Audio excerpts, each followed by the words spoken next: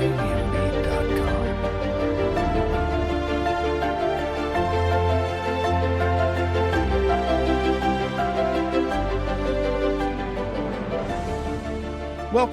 to the International Brotherhood of Freemasons podcast, a Masonic podcast that brings you education pieces from a wide array of authors throughout the English, Spanish, and French-speaking regions of the world.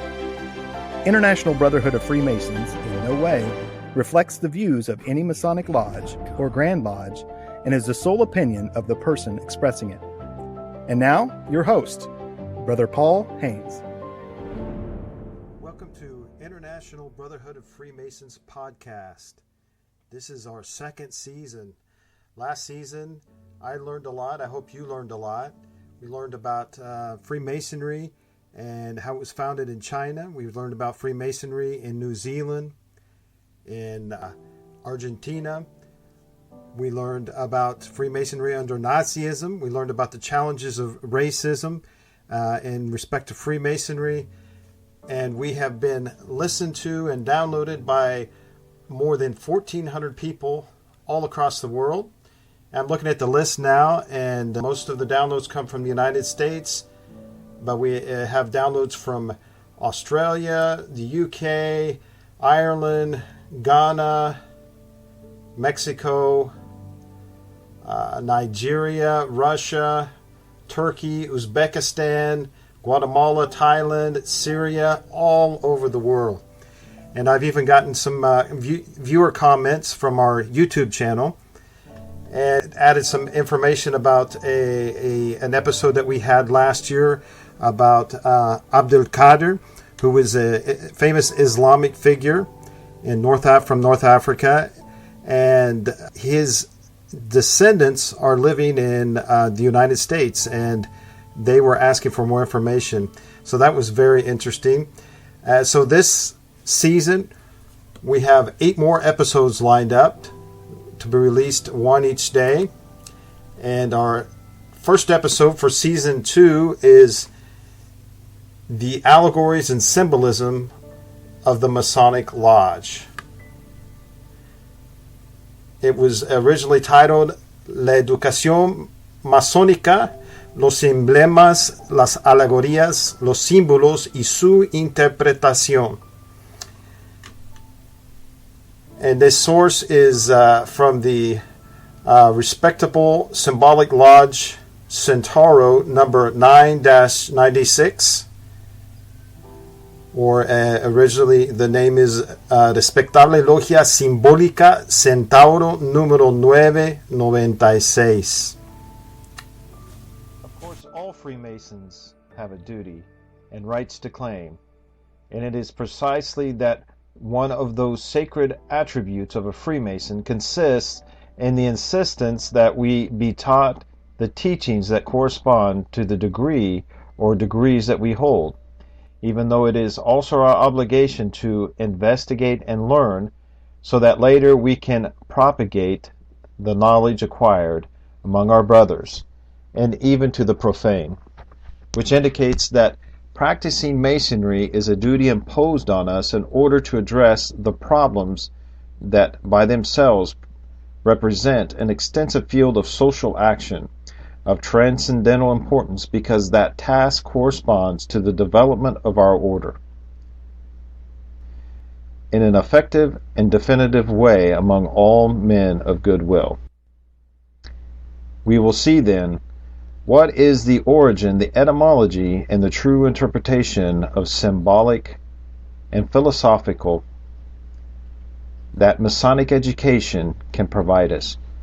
Consequently, we will begin by finding out what it is. The word education, we know, comes from the Latin educatio onum, a word that refers to the act of educating or parenting, the propagation of all kinds of teachings, the exposition of doctrines, to the act of imparting physical and moral education, and also refers to the phrases that indicate etiquette, courtesy, good behavior, excellent customs, and also indicates the practice of certain customs. But education has been occasionally confused with instruction, and even when they are synonymous words, it is easy to demonstrate that the last word refers only to the recollection of information or to the practice of what has been learned theoretically. However, the whole theory about the educational system rests on conviction, experience, and on expertise that are acquired through the practical study of acquired knowledge. And in that way, understanding, comprehension, and the intelligence of man. They assimilate all those teachings which tend to mold the spirit, the character, and the customs of a people, since they are exactly the reflection of the wisdom of the leaders who lead and govern them. Indeed, for those cases, there exists no limit.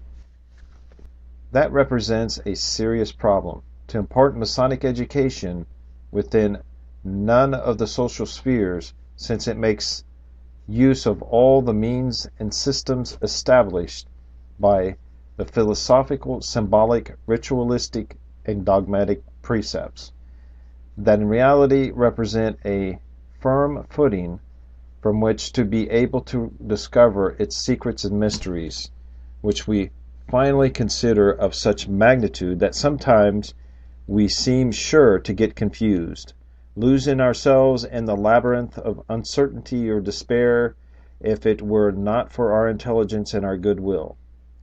Those fields of science and virtue which are infinitely comprehensible and eminently educational ultimately clear everything up for us.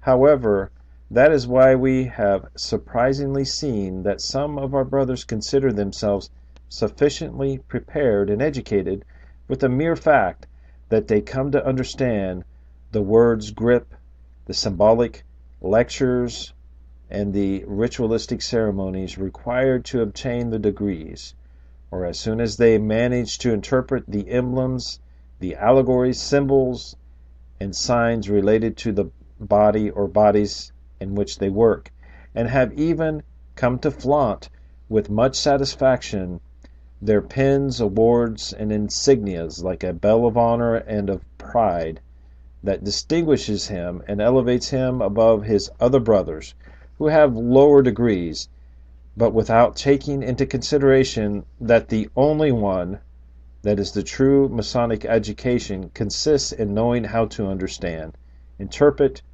propagate its dogmatic principles within the philosophical moral, which leads us to the knowledge of the Masonic orthodox. However, the true Mason, the brother who has received in all its fullness the light of scientific and philosophical education within our temples, there is no doubt that his studies, his research, and his discoveries come to crown his efforts for his own benefit and that of those around him, since his knowledge directs him or leads him through the path of duty, of reason, of truth, and of justice, and whose purpose is and always will be to try to form better men, better homes, better societies, better communities, a better humanity. And so we see that very soon our self-denial and our sacrifices will obtain from our fellow man the desired fruit in order to achieve and at all times be useful to ourselves, our relatives, the society, government, and people of our homeland. Therefore, to us Masons, experienced in our teachings, however humble the degree we are united by a sacred duty which forces us to fight and work vigorously to achieve a quick realization of our ideals, constantly applying the precepts and principles that our order imparts, in order to be able to live until reaching the desired day in which honor, truth, reason, and equity must prevail as a rule of all our acts, be it within the intimate order, but also in the public as well as in the private. But we can never expect that the crystallization of all the ideals that insist upon our principles are considered as part of the human domain, to preserve unbreakable the bonds of the universal brotherhood. If we do not demand that the sincerity, the support, and the decisive protection of all Masons that exist on the surface of our planet, in order that the whole world know how to place us on the place that we deserve, then only when that precise moment arrives, we may have the pride to know that we have already fulfilled the sublime duty that elevates us and dignifies us through physical, moral, and intellectual improvement, demonstrating that today, more than ever, humanity needs Masonry and its wise teachings. Nor should we forget that profane eyes are always waiting or examining each of our actions, especially those of our brothers who occupy positions of authority, and also about the entities that form the Masonic bodies, installed in all the Grand Lodges that are scattered throughout the continents.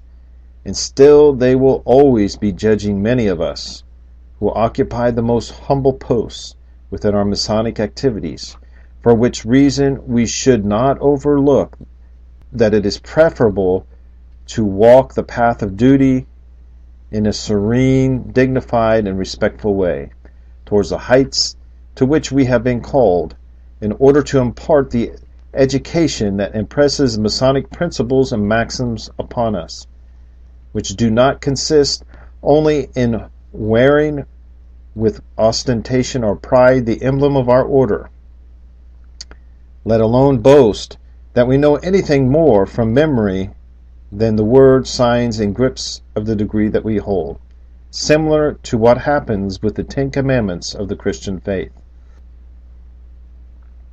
But we know that the conscious Mason understands that at the moment in which he is initiated into the mysteries of our institution, he should begin to grow in his social work until it is pure and without stain, while imparting Masonic education.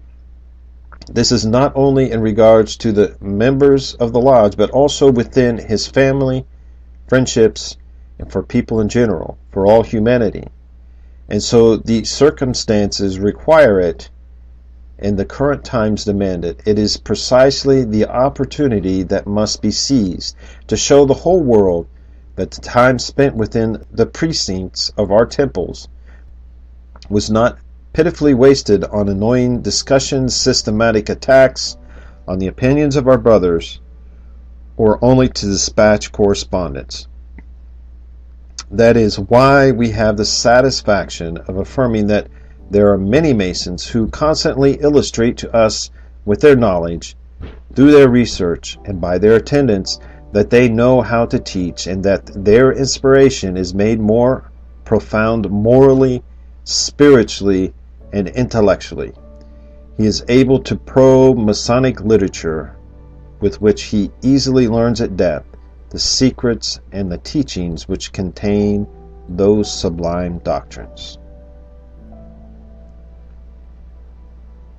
So this piece challenges us to remember that in Masonry there are only actually 3 degrees. And if you have attained the status of Master Mason, then you are on the level with everyone around you, with all the other brothers around. And then as you attain more degrees, as you acquire more knowledge and understanding and insight into our craft, that is for self-edification first. It is not for self-promotion. It is not to lord over those around us, but it is a challenge to us to use the tools we have learned to change ourselves. And once we change ourselves, then our example begins to influence those around us.